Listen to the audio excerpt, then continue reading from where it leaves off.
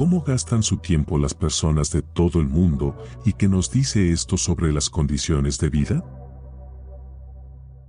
La forma en que las personas emplean su tiempo es similar en muchos aspectos en todos los países. Todos dormimos, trabajamos, comemos y disfrutamos del ocio. Pero también existen diferencias importantes en la libertad que tienen las personas para dedicar tiempo a las cosas que más valoran. Analizar cómo las personas de todo el mundo dedican su tiempo proporciona una perspectiva importante para comprender las condiciones de vida, las oportunidades económicas y el bienestar general. Dormir, trabajar, comer y el ocio. En un alto nivel, la mayoría de nosotros dedicamos tiempo a actividades similares. Pero, ¿qué tan similares son las actividades diarias de las personas en todo el mundo?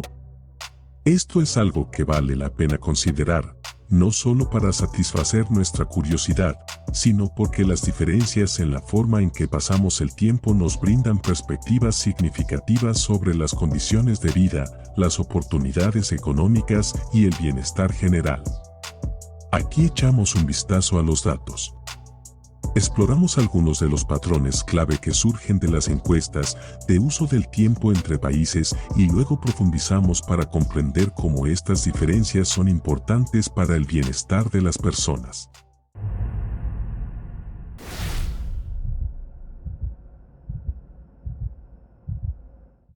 Actividades diarias, similitudes y diferencias entre países. En el gráfico aquí comparamos el tiempo promedio empleado en una serie de actividades comunes.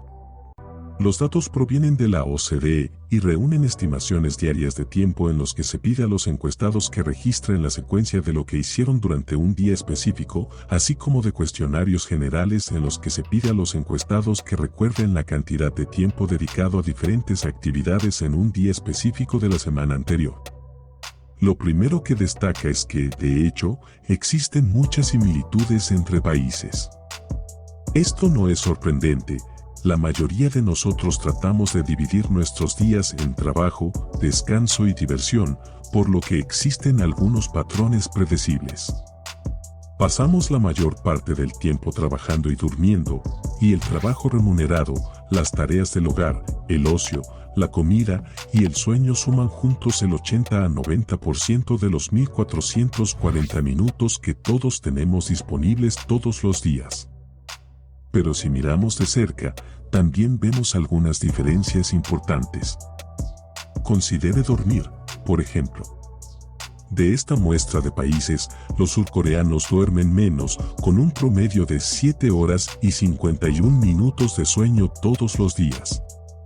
En India y Estados Unidos, en el otro extremo del espectro, la gente duerme 1 hora más en promedio. El trabajo es otra actividad importante en la que vemos grandes diferencias. Los países están ordenados por horas de trabajo remuneradas en el gráfico, de mayor a menor. En China y México, la gente dedica, en un día promedio, casi el doble de tiempo al trabajo remunerado que la gente en Italia y Francia. Este es un patrón general. Las personas en los países más ricos pueden permitirse trabajar menos.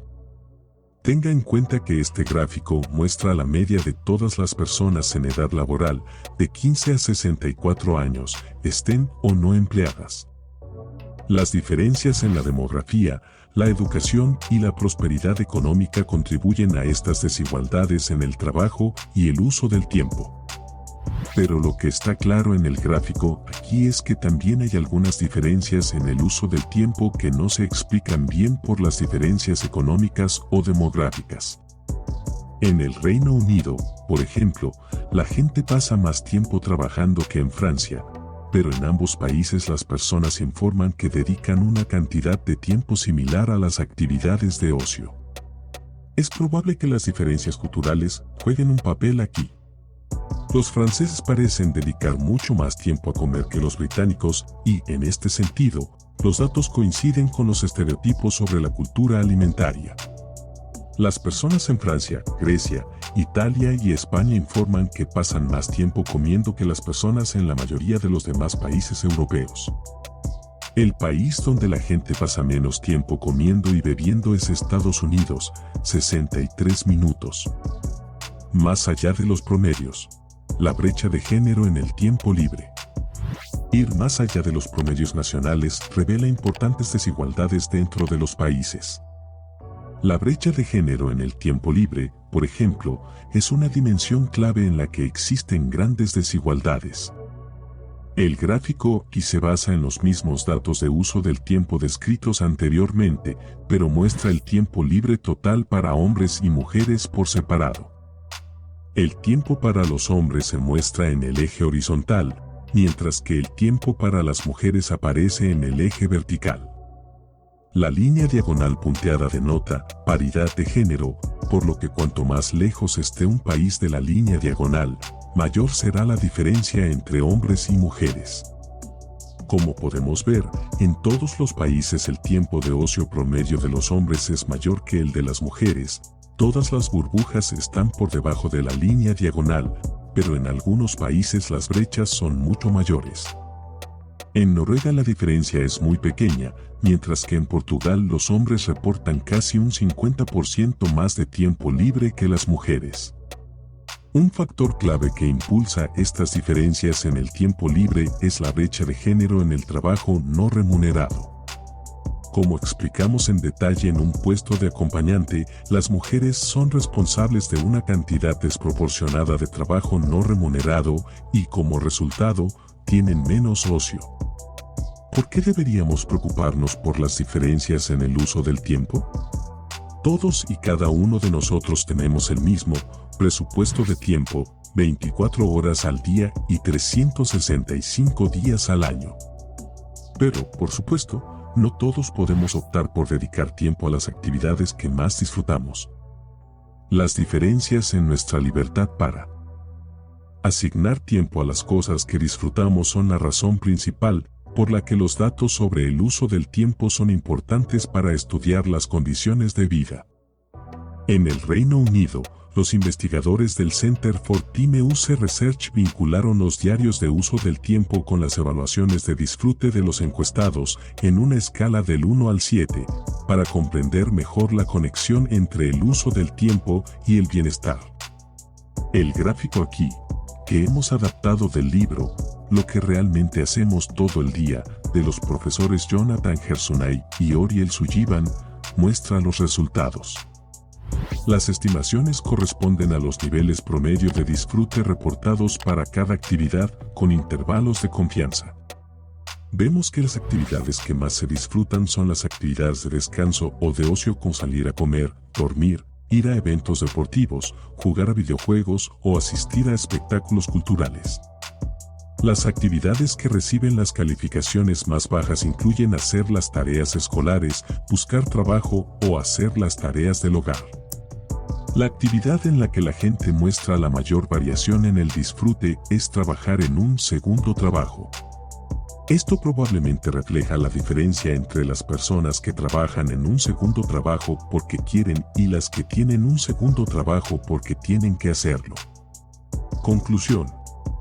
Entonces, ¿qué aprendemos de esto? Primero, aprendemos que el disfrute de las actividades es, al menos hasta cierto punto, predecible y estable. Esto significa que podemos tomar grupos de actividades y hacer comparaciones significativas entre grupos de personas. Los economistas, por ejemplo, a menudo clasifican cualquier actividad con un nivel de disfrute por debajo del trabajo como una actividad que no es de ocio, con el fin de medir las tendencias en el ocio entre las personas y el tiempo. Pero más allá de esto, y lo que es más importante, esto confirma que el uso del tiempo es informativo sobre el bienestar. El hecho de que exista un patrón muy claro y predecible en el disfrute de las actividades sugiere que las diferencias en el uso del tiempo, de hecho, nos brindan perspectivas significativas sobre las condiciones de vida y las oportunidades económicas. En los países donde las personas realizan más trabajo remunerado y no remunerado y tienen menos tiempo para el ocio, es probable que sus niveles de disfrute, felicidad y satisfacción con la vida sean menores.